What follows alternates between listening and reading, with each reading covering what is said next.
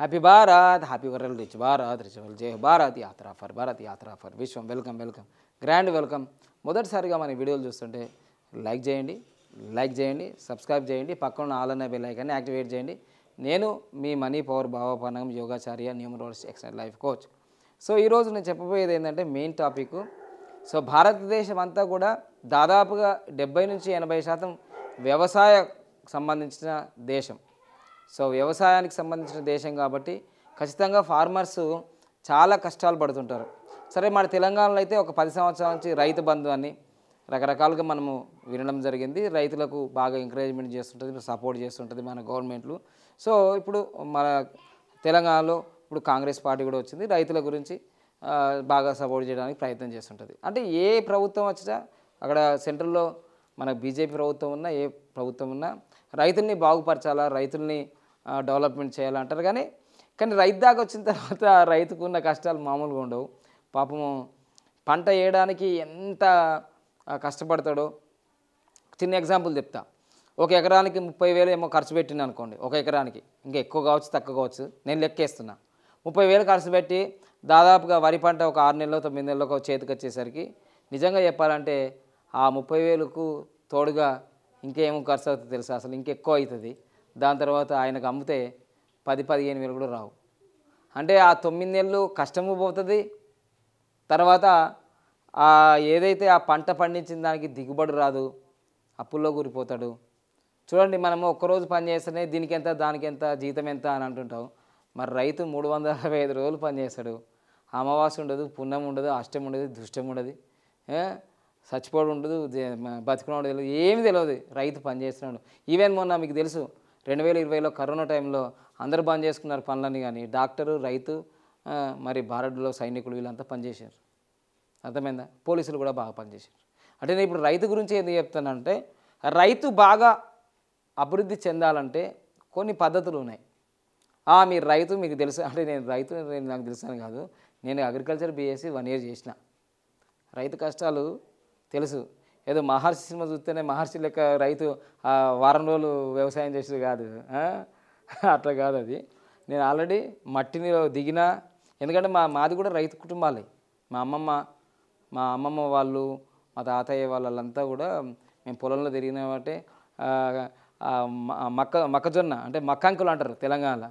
ఆ మక్కంకుల్ని కాపు కాయడానికి ఆ పక్షులు అవన్నీ కోతులుతుంటే ఆ కంచేసి దాని మీద కూర్చొని ఇట్లా ఒక కర్ర పట్టుకొని గిర్ర తింపిన శాస్త్రాలు మాకు ఉన్నాయి, నాకు తెలుసు అవన్నీ. చెరుకులు తిన్నది, చెరుకు నుంచి వచ్చి ఆ పాకం చేసిన బెల్లం ఎట్లా తయారవుతుంది. అరే చిన్న పేలాలు అంటారు మా ఏరియాలో, మురమురాలు ఇక్కడ అంటారు కావచ్చు. ఆ పేలం ముద్దలను ఆ బెల్లాన్ని కలుపుకొని ఉండాలు తయారు చేస్తారు లడ్డులాగా. ఇవన్నీ నాకు తెలుసు. నాకు తెలుపుకోవడం ఏంటి రైతు గురించి. సో అందుకోసమే రైతు ఎంత కష్టపడతాడో లాస్ట్కి ఇవన్నీ అప్పులలో కూరుకుపోయి రైతు ఆత్మహత్యలు చేసుకునే దురదృష్టంగా మన దేశంలో ఎక్కువ రైతు ఆత్మహత్యలు జరుగుతాయి, వేరే దేశాల్లో జరగవు. ఎందుకంటే ఏ గవర్నమెంట్ వచ్చినా రైతుకి ఇది చేస్తా అది చేస్తా అంటారు, కానీ రైతుల ఆత్మహత్యలు భారతదేశంలోనే ఎక్కువ జరుగుతాయి.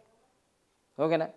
సో అందుకోసమే అలా కాకుండా నాకు తెలిసినంతలో ఒక ఇంతకుముందు 41 నెంబర్ పెట్టుకోండి, ఏదో పెట్టుకొని మీరు నమ్మిరో నాకు తెలియదు, కానీ ఇప్పుడు సైంటిఫిక్గా చెప్తాను నేను.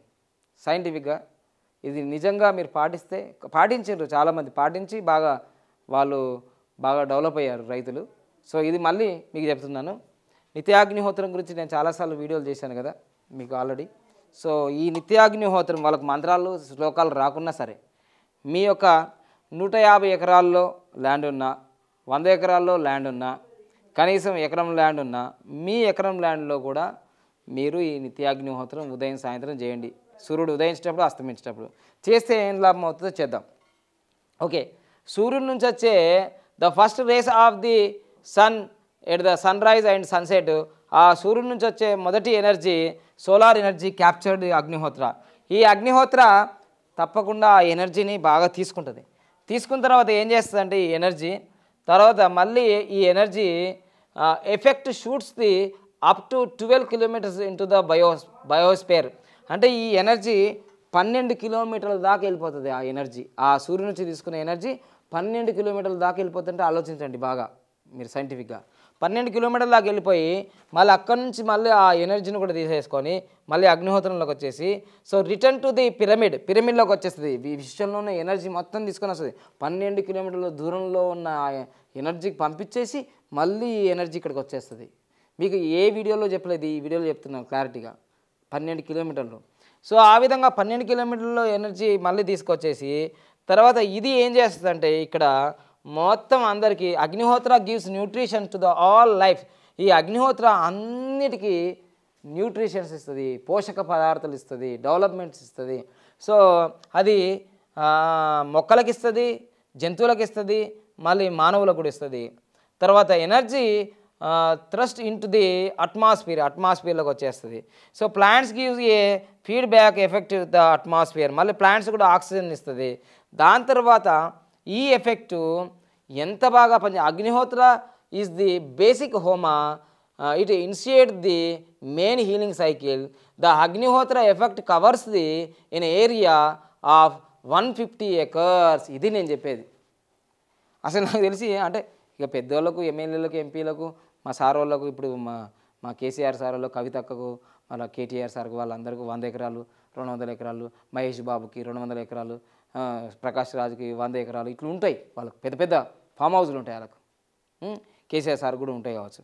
అయితే వాళ్ళకు 150 ఎకరాలు వరకు ఇది పనిచేస్తుంది. అంటే మీకు ఒక ఎకరం నుంచి 150 ఎకరాల వరకు ఈ ఒక్క అగ్నిహోత్ర పాత్ర మీకు పనిచేస్తుంది. అందుకోసమే ఈ ఒక్క అగ్నిహోత్రం మీ పొలాలలో చేస్తే ఉదయం కానీ సాయంత్రం మీకు మంత్రాల శ్లోకాలు వస్తే లేకపోతే లేదు. నా వీడియో ఉంది కదా, ఆన్ చేసేసుకొని చక్కగా పెట్టుకేసుకోండి. సో దీనివల్ల మీకు చిన్న ఎగ్జాంపుల్ ఇస్తాను. ఒక్క ఎగ్జాంపుల్. మీకు ప్రతి సంవత్సరము ఒక ఎకరానికి 20 బస్తాలు 30 బస్తాలు వచ్చి ఉన్నాయి అనుకోండి. అది వరి గురించే. మనకు తెలంగాణలో ఎక్కువ ఇప్పుడు వరి పండిస్తున్నాం కాబట్టి మీకు వరి గురించి మాట్లాడుతున్నా. ఒక 20 బస్తాలు వచ్చినాయి అనుకోండి ఎకరానికి. అగ్నిహోత్రం చేసిన తర్వాత ఆ 20-30 అవుతాయి. ఇది నేను చెప్పుడు కాదు, చేసిన రైతులు ఫీడ్బ్యాక్, చేసిన రైతులు. సో అట్లనే దీని గురించి ఇంకా బాగా ప్రాక్టికల్గా చేసిన వ్యక్తి మనకు తెలంగాణలో, ఆంధ్రప్రదేశ్లో విజయరామ్ గారు ఉన్నారు. వాళ్ళు ఎమరాల్డ్ సేంద్రియ వ్యవసాయము బాగా ట్రైనింగ్ ఇస్తుంటారు. వాళ్ళు 70 ఎకరాల్లో ఈ అగ్నిహోత్రాన్ని రెగ్యులర్గా చేస్తుంటారు, కంపల్సరీ చేస్తుంటారు వాళ్ళు. దీనివల్ల ఏం జరుగుతుందంటే నిత్యాగ్నిహోత్రం చేయడం వల్ల ఆ పంటలకి ఆ చీడపీడలు నష్టము తగ్గిపోయి దిగుబడి పెరిగే అవకాశం ఉంటుంది. చేసే వాళ్ళకు కూడా మంచి ఆరోగ్యం ఉంటుంది. ఆ అట్మాస్ఫియర్ కూడా మంచి పొల్యూషన్ లేకుండా ఉండిపోతుంది. ఈ విధంగా చాలా రైతులకు ఉపయోగపడుతుంది.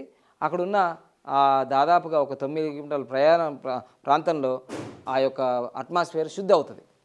సో అందుకోసమే వేదికి వే టు బీట్ పొల్యూషన్. నేను చెప్పేది ఒకటే, ఈ కొత్త సంవత్సరం నుంచి అందరు రైతులకు నేను విజ్ఞప్తి చేసేది ఏంటంటే, దయచేసి మీ రైతులందరూ, దీనిలో హిందువులు ఉండొచ్చు, ముస్లింలు ఉండొచ్చు, క్రిస్టియన్స్ ఉండొచ్చు, ఏ మతము ఏ కులమైనా సరే సంబంధం లేదు. ఈ అగ్నిహోత్రం మీరు ఉదయం సాయంత్రం మీ పంట పొలాల్లో అగ్నిహోత్రం చేయండి.